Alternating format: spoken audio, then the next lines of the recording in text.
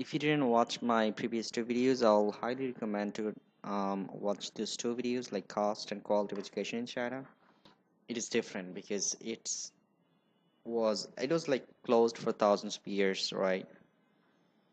So to talk about life in China, I'll divide it into three parts, like arrival, getting used to it, and graduation. Arrival, like when I came to China for the first time, I still remember like clearly. It was hard for me because no one in airport could speak Chinese, could speak English. That was like really hard for me to get around because I didn't know where I'm going. But some people actually helped me in airport. They got me to bus.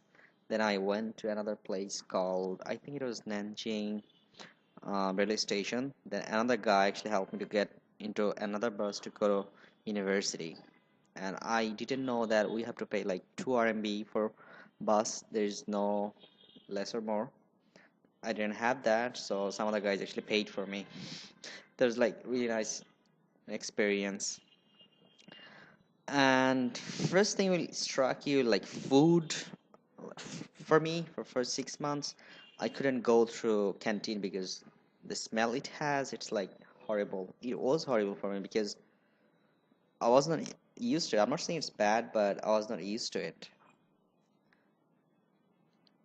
So here you can see it's canteen, university canteen. You have to take a plate like this, and you have to make meal by yourself. You'll pick up the food one by one and pay for it as much as you take. So school canteen, I like for first 6 7 months I think I didn't eat in canteen because I didn't like the food, but later on I was like in love with the food.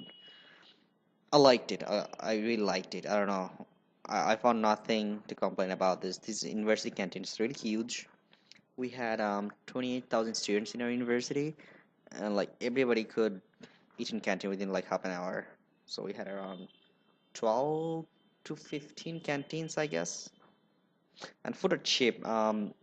The shrimps would cost you around like 9 kwai when I was in China, and these meatball, um, popcorn and rice, it would cost around like 10 kwai. Yeah, sort of cheap. So it's canteen. It's decorated in this way. You just pick up food and make your own dish. And Chinese New Year, I have to talk about it a lot because it's a very big part of China life. And you have Christmas for Christians, you have Eid for Muslims, and for Chinese, it's Chinese New Year. It's the biggest festival they ever have, and like everybody go to home. Even the big cities gets deserted. The feel is really different. There's no one in metro, in bus, no one, nothing. Everything closed down for a week. For 3 days, actually, there's no food in canteen. Like literally, there is no food. Even all the shops are closed. And in New Year, the biggest part is getting together with the family and have a dinner. So they have food placed on a round table and they have dinner together. So I went to my friend's home actually. Uh, Here's my friend's mom, and we had a nice time there. This is my favorite. I would have to say it. Getting used to it, like after 1 year, and you'll get used to it. You will start to learn the language. Start to learn, feel comfortable in the canteen and getting around the bars in the cities. You'll get to know more people, more friends. So it takes 1 year. It took 1 year for me to get used to it, to get around the culture, to get around the life.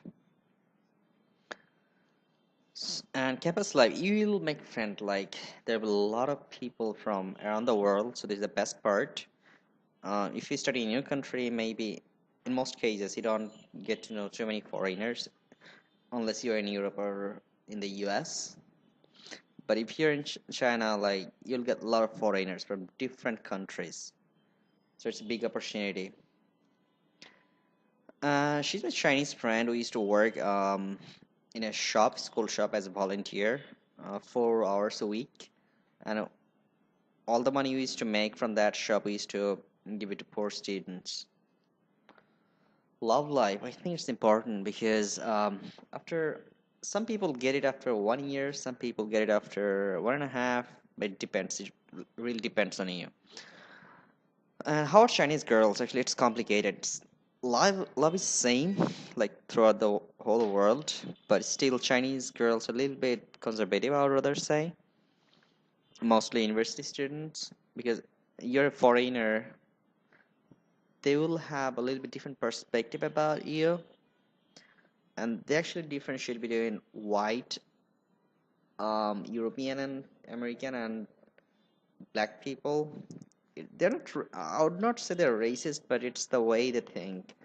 The white-skinned people are a little bit better. So if you're dark-skinned people or black, you'll find a little bit hard time to find a girlfriend. And a lot of people I've seen they have got married in China, stay in China, have their kid, living happily. But some people actually couldn't make it through.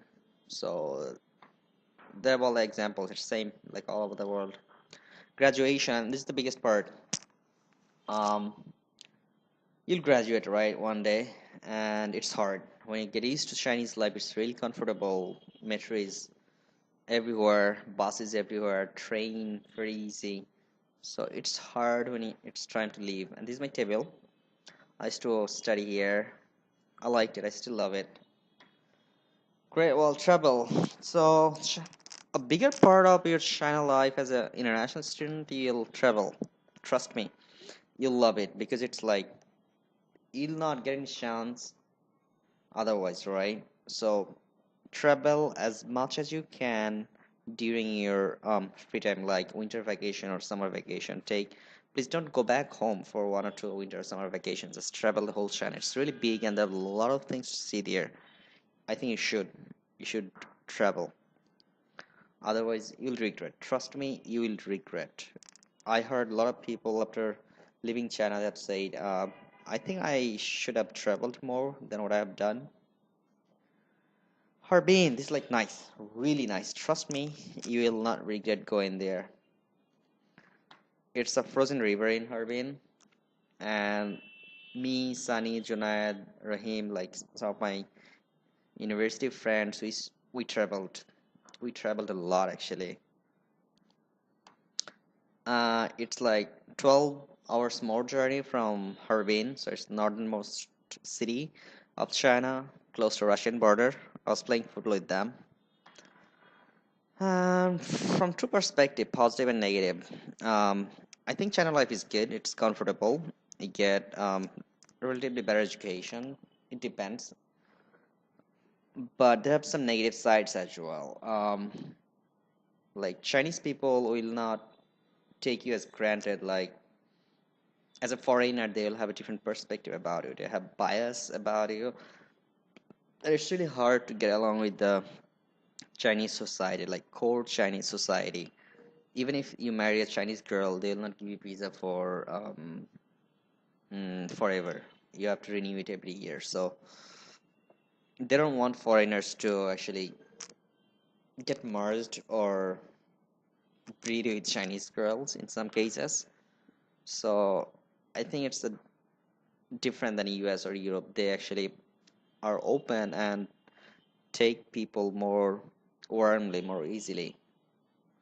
Like Chinese people are like really good on their face, like they're really friendly, but when you go deep down there, you'll find the differences. Okay. And the next topic would be how to get admission in Chinese universities. Stay tuned.